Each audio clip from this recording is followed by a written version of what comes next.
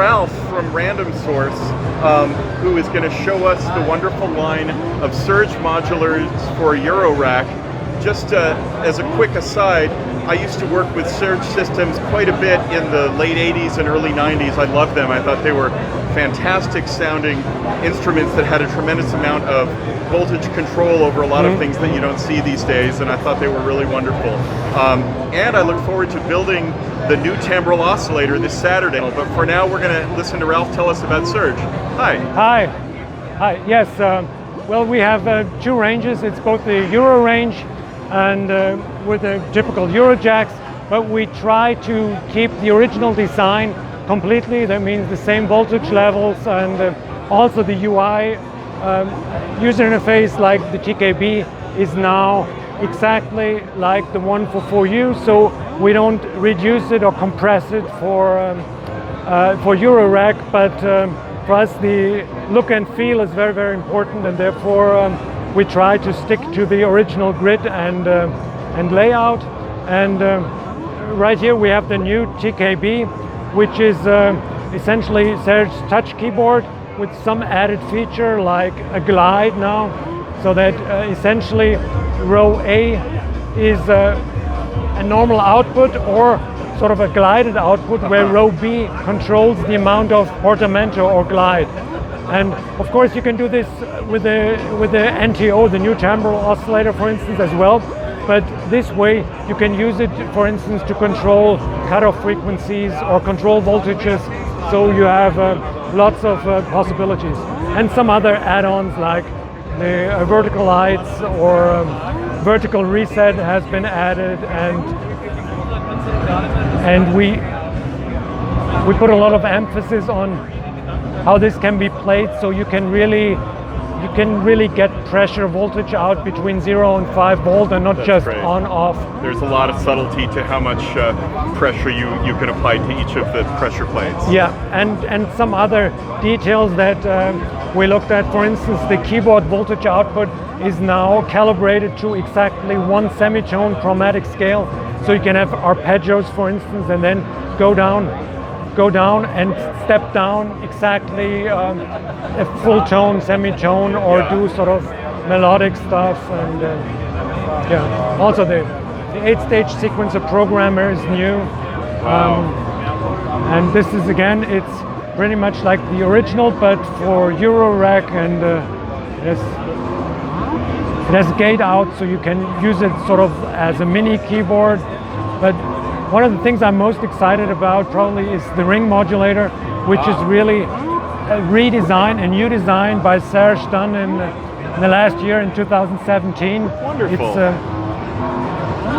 So it's basically, it's sort of a new generation of, or an improved version of the module that he did back in the 80s, and completely redesigned it for Random Source in last year. So it's now not active the right now. components are better. Was that the primary reason for the redesign? Yes, the original design used an obsolete part. Got it. And in principle, we try to sort of look ahead and focus on the future rather than buying obsolete parts off eBay, and therefore makes sense to me.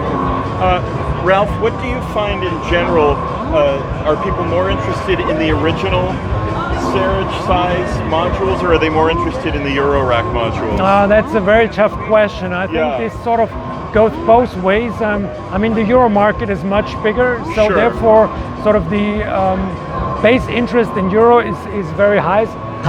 However, we notice that a lot of traction and focus has come to the 4U side. We also have a bunch of customers, a number of customers actually, that have either both formats or that sort of start out in Euro and then switch over to 4U. Yeah. Tell me, what's the difference in voltage ranges? How easy is it to be able to go back and forth between 4U and Euro? There's no difference at all. Oh, really? It's exactly the same circuits, exactly the same sound.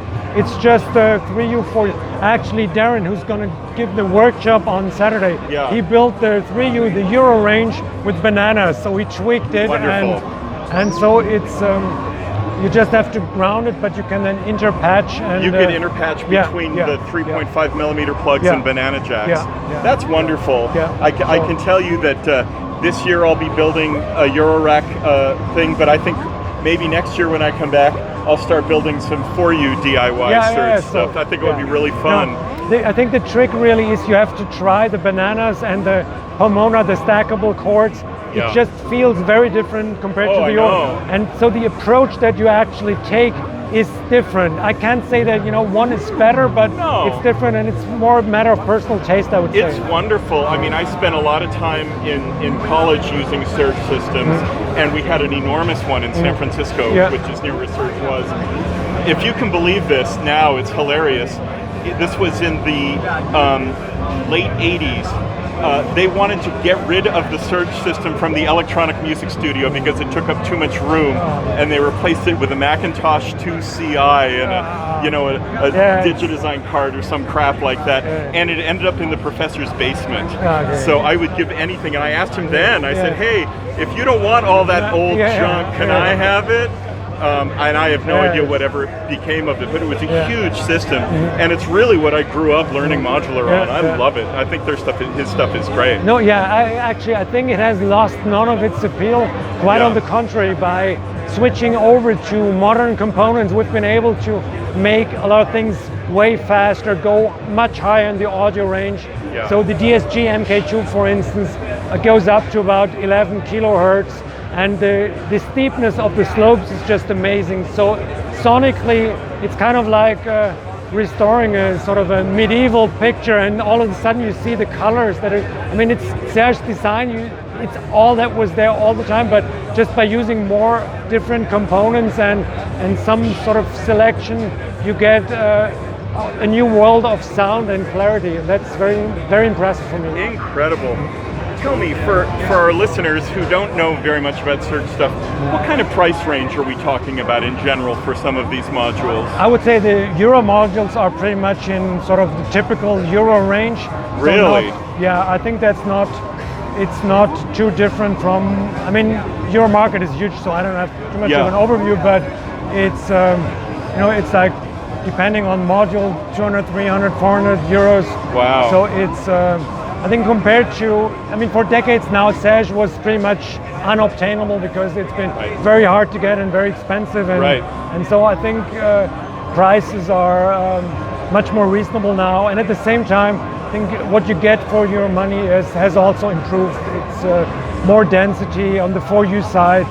We have sort of actual 16 rows and often added features and detail.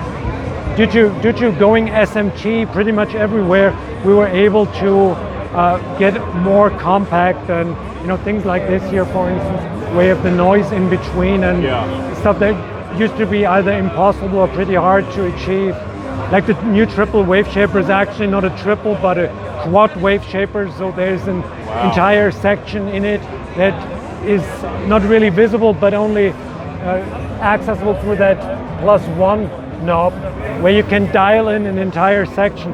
So this is things that you couldn't do in the sort of old days, and that's become possible through the SMT technology and reduced space. Also, kind of the slim boats now is something that's that we find very very cool.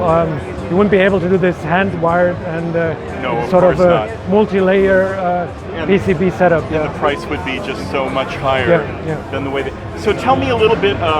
Tell me a little bit about your DIY range. I was so thrilled when I was back home before coming to Superbooth to see that you guys were going to be doing a DIY workshop here. And my only challenge was figuring out which of your wonderful modules I wanted to do. And so I decided to go with your flagship, with the new Timbrel oscillator. Tell me a little bit about your thoughts behind DIY and what kind of kits you sell, and whether they're reasonably easy to put together for people who maybe don't have as much experience doing DIY. Actually, it's kind of, we're very close to what Serge originally did. Serge, back in the end of the 70s, sold kits, and his kits were sort of pre-assembled PCBs, but you would have to do the wiring and attach the panel, etc. And since we have